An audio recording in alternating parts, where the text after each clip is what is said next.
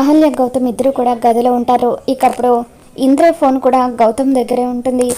Arjun ఇంద్రకి phone చేస్తూ ఉంటాడు. అప్పుడు సుభద్ర ఎవరికండి ఫోన్ చేస్తున్నారని చెప్పి అంటూ ఉంటే ఇంకెవరికి ఇంద్రకి ఎన్నిసార్లు ఫోన్ చేసినా ఫోన్ లిఫ్ట్ చేయడం లేదు అని చెప్పి అర్జున్ అంటూ ఉంటాడు.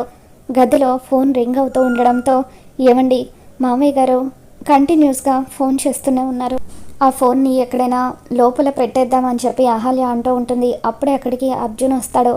రే గౌతమ్, ఇంద్రకి నేను ఎన్నిసార్లు ఫోన్ చేసినా వాడు ఫోన్ లిఫ్ట్ చేయడం లేదు, ఒక్కసారి నీ ఫోన్ ఇవ్వు, నీ ఫోన్ నుండి చేస్తేనైనా వాడు ఫోన్ లిఫ్ట్ చేస్తాడేమో అని చెప్పి అర్జున్ బలవంతంగా గౌతమ్ ఫోన్ లాక్కొని అక్కడే నిలబడి ఇంద్ర ఫోన్కి ఫోన్ చేస్తూ ఉంటాడు.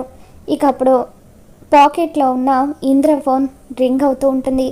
దాంతో గౌతమ్ పాకెట్లో ఇంద్ర ఫోన్ రింగ్ అవుతూ ఉండడంతో అర్జున్ షాకింగ్గా చూస్తూ ఉంటాడు.